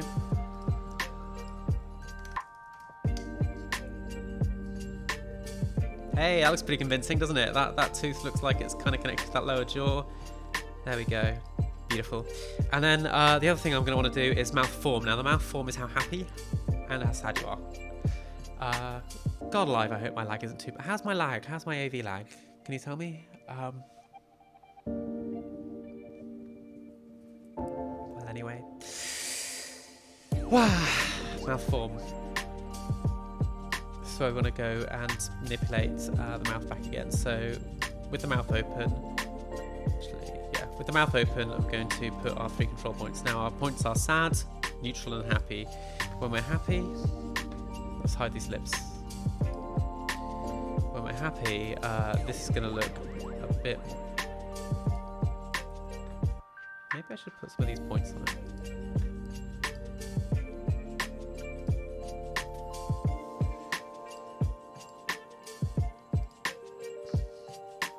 So if we're happy... That is not what I wanted to do. Let's not put these points on it. We're just going to have to do this manually. Yeah.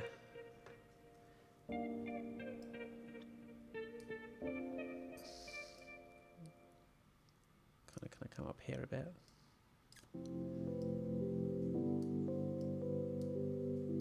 If these points are an inconvenience, we can go back in and edit them. So let's do that more of a happy kind of shape. That point is an inconvenience, for example. And then down at the sad end, we can also kind of bring the corners of the mouth down a bit.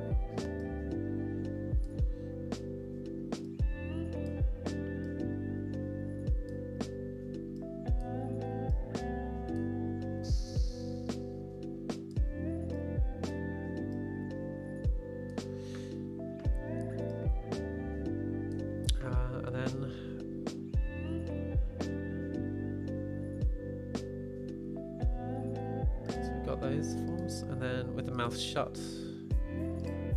Okay, we're okay for there. Now you can put as many forms in here as you like. I'm actually just doing this tiny simple grid.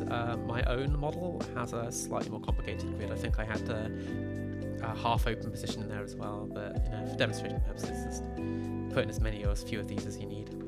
So let's get back in with those wonderful lips. So when we've got our mouth shut now, let's unlink those. Mouth form points. Mouth open. We've got those mouth open forms. Oh yes, this is the other thing we need to get done now. I've got the back of the mouth working. So let's get this.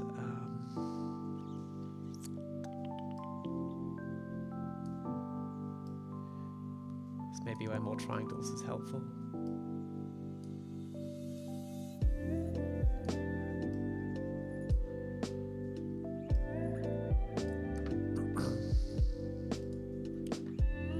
Lower lip. Mouthful.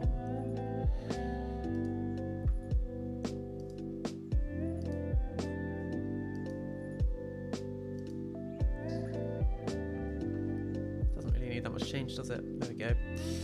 And then happy. It's pretty happy where it is. We could maybe make them a bit thinner.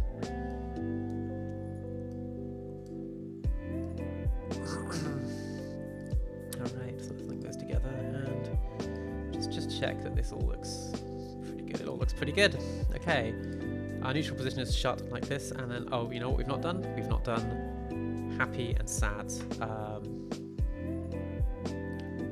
not done happy and sad with the mouth shut, so let's just scoot that out that way, and that out that way, and then give it a wee bit of a tilt upwards maybe.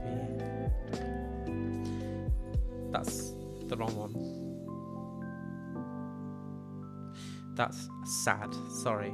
So this needs to come like there.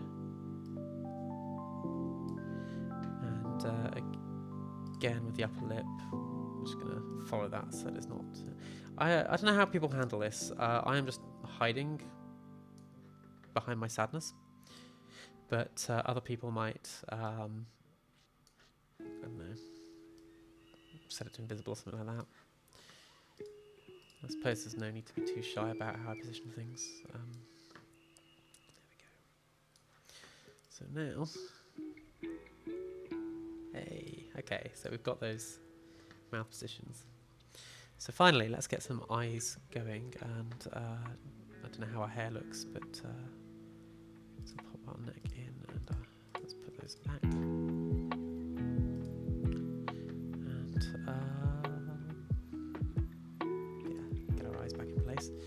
So with our eyes back in place, we've got to get those positions right as well. I'm going to create a warp for the eyes. So we're just going to pop that into here as a child. We're just going to go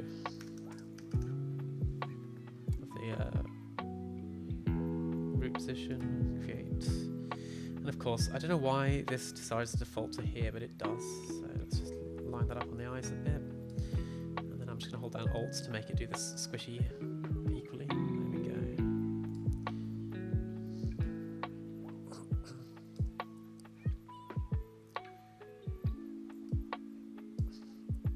And here's somewhere where we could put these, let's put all of those eyepieces into the eyes warp. There we go. It's decent. Do these for a minute. Now we're handling this separately for the same reason that we handle the nose separately, which is that we are going to move these around and have them move in a slightly different way. So I'm going to squish them in and whoops, close that.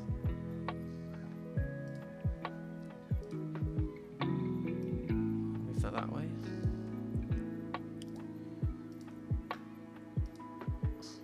This is definitely where we stop acting like some sort of pretendy expert, that's for sure.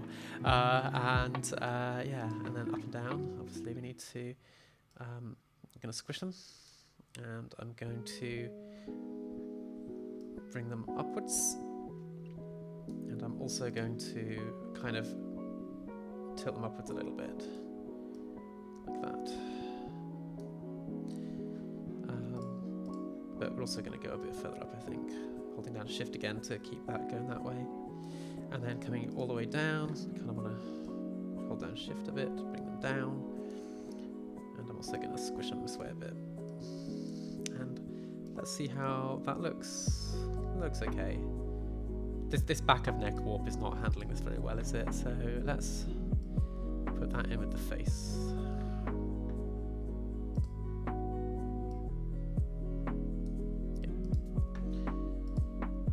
We remember what to do here, don't we? We synthesize our corners.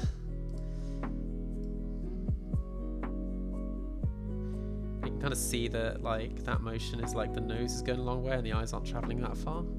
Probably not really not far enough, but hey, I'm going to pop the hair into the face warp as well.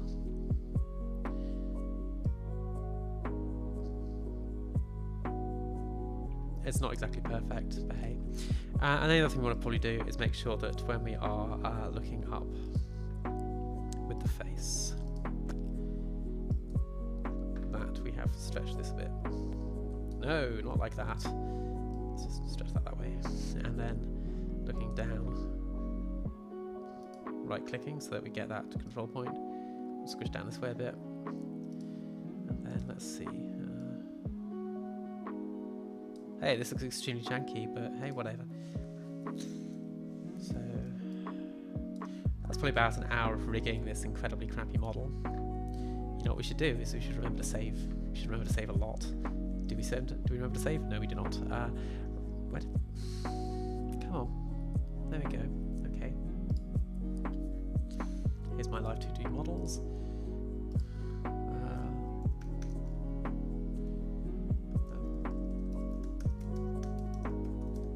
Sketchy demo. There we go. So let's save. So we're going to pop that into sketchy demo.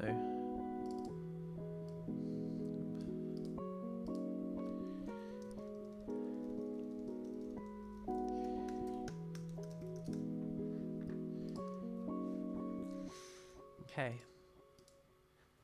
Oh, I really should not close those. Right.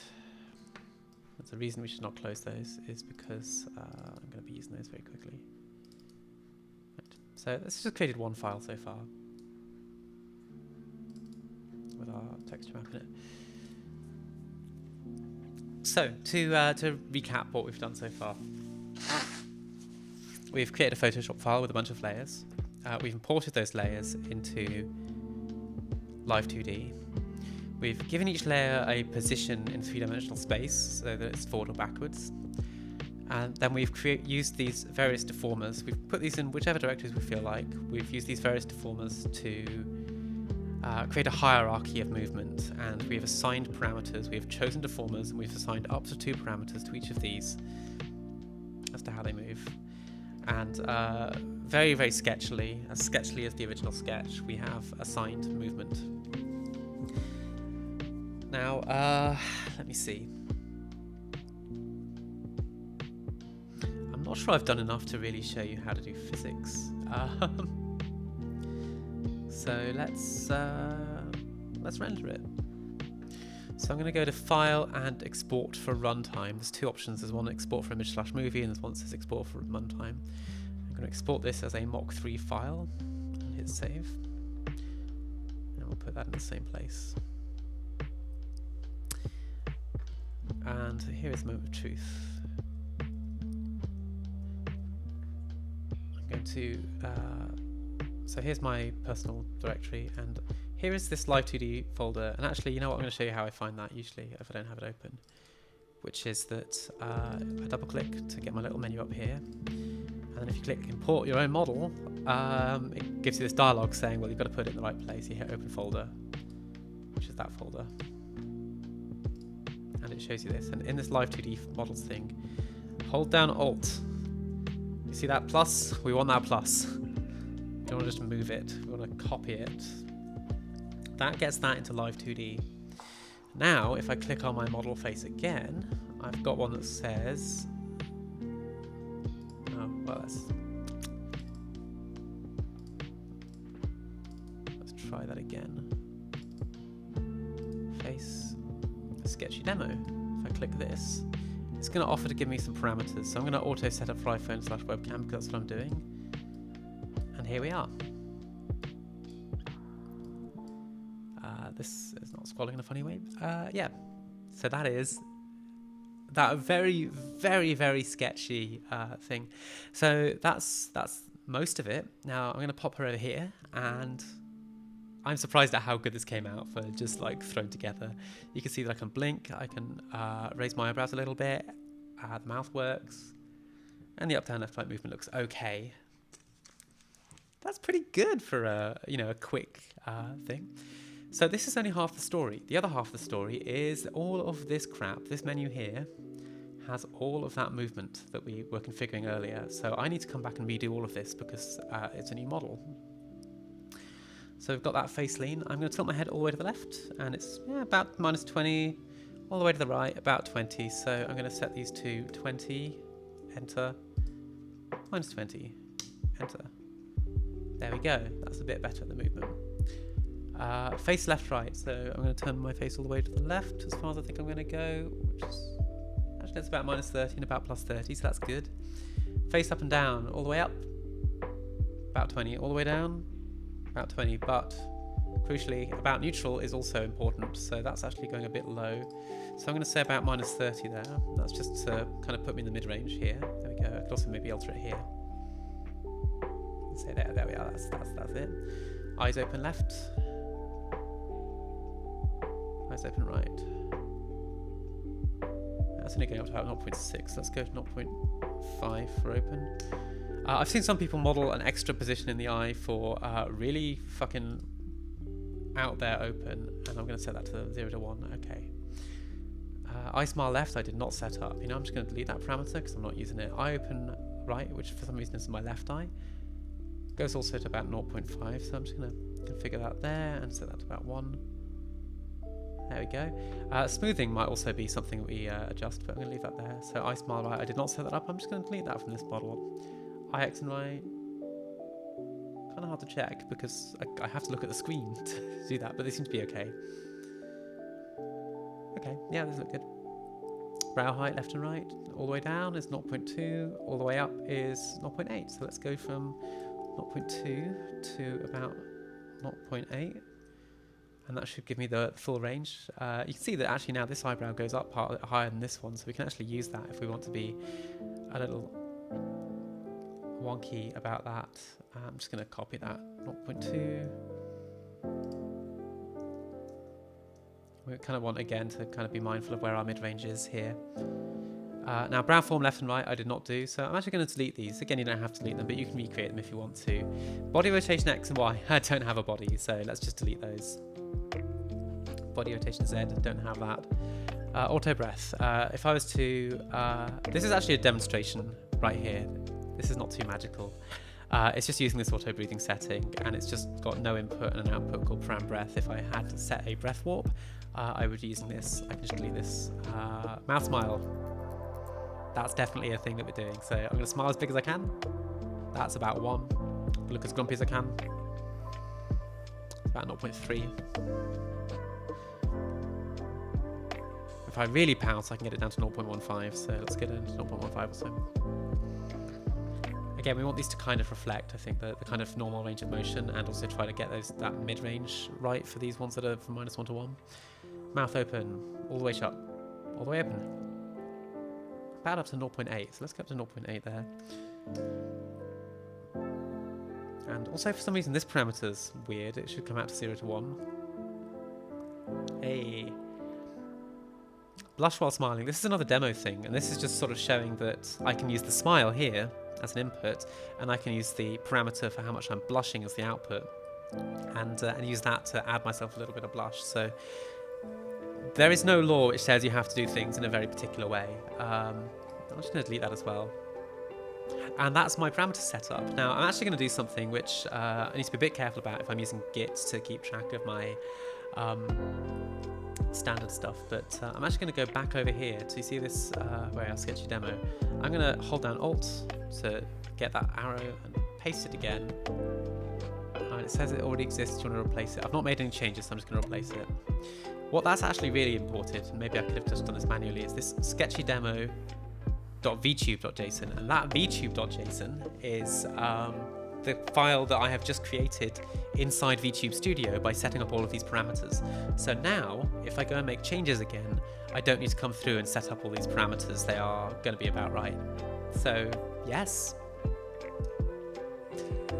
This is pretty sloppy, very sketchy. I'm actually kind of surprised by how good it looks in motion. There's clearly a bit of love that needs to happen. I could maybe do some stretching with the underneath the neck look here. I could make the hair move. I could do so many things. I could add a blush. Yes. So, VTube Studio is taking my physical face's position, and it's got parameters that it considers the internal values of those parameters. We then use the internal VTube Studio parameter values, which are kind of created mostly by default for you, but you should go and edit to make changes to parameters which determine how it warps meshes. Those parameters are here, and it's warping both meshes and then also individual objects potentially. These individual objects are shown in the texture map, and so it is going, when I move my eyebrow, it is getting the eyebrow out from, well, this is the eyebrow here, it is getting that eyebrow and it is moving these triangles around and drawing it onto the screen to actually animate my character, and there she is moving around. So that, I suppose, is the entire summary of the stream. I'm going to just hit refresh here and see how long I've been going. I've been going for about an hour and 53 minutes. Wow.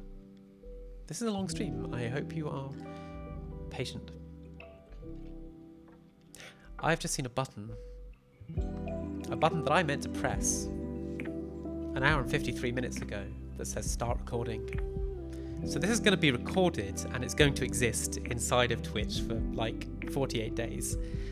And I'm going to have to go and download that if I can and put it on YouTube because I didn't bloody record locally. Oh, I hate myself so much for that. Right, where's VTube Studio gone? Here we go. Oh, hey, you know what else I could do? I could create an icon for this. So let's do that. I'm going to do Command-Shift-4. Going to just take a photo. And then off screen, I'm just going to paste that into my live2d models. Oh, that actually worked. Okay, let's actually show this again. So I've got the screenshot. Let's rename that to icon.png. This is inside of live2d Studio. Now if I go to my settings and at the top of my, oops, this is what this model lock button is useful for, is to not accidentally scroll all over the place with this. So let's just hit that. I've got this icon button up here, and I can say icon.png is my icon. Okay. And then I think if I move my vtube.json, copy my vtube.json and hit replace, that'll also just kind of stay in the cache and be there for if I make changes here. It's like my master copy, and this is the copy that I'm running here. So this is the folder that I can copy into, you know, the iPad or anywhere else. I'm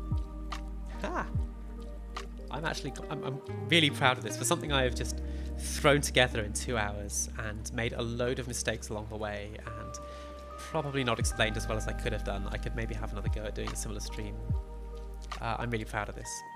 So now if I pop this open, we should see I've got my sketchy demo icon here. I've got my Karl Marx model. Do you want to see some of my other models while I'm here? I've got my Karl Marx. This is the first model I did. You can see that I really made it look like a sheet of paper on his head. My second model was this lovely witch here, who is very shy looking and has some okay movement, but I actually mapped like body X and Y to left and right instead of body rotations, so she just moves around a lot. That was the wrong thing to do. And then of course I've got my second version of this where I actually used a bit of a guideline for how I'm going to do my art, and I didn't do so many of these big blocky icons and so on. And you know what? You know what? You know what? Do you know what? I need to give her some pants. I really... Oh, I need to put some pants on this girl. Yeah. If I'm going to go loading up the model so that you can see it like that. Yeah, we all did not need to see that I was streaming in my underwear. There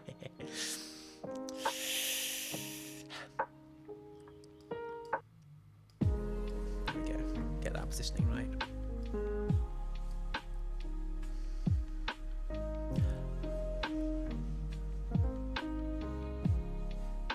I'm not sure what to tell you from here.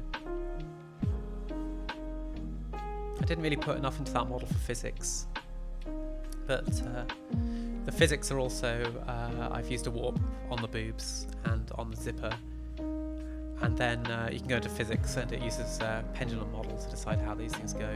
And then there's also the option of going and making expressions, and so if you use a parameter to do an expression, this expression right here, for example, handled by, I take the eyes warp, and I created a new parameter here and I called it param squee, and then I set the opacity to 0 when the param squee was set to 1, and then I also had that fade in the squee face and so on. Anyway, I suppose that's a good place to stop for this stream, and yeah, thank you so much for joining me for this.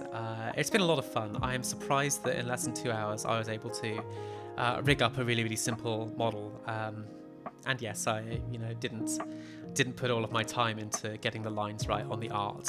It turns out that it doesn't have to be perfect. It turns out that it can be a bit more sketchy than that, and it will still come out good when it's moving. And you just go back and you refine, and it looks beautiful. I hope you're all going to have a wonderful evening. I've had a lovely time, and I will see you all maybe later tonight if I play a game, maybe tomorrow.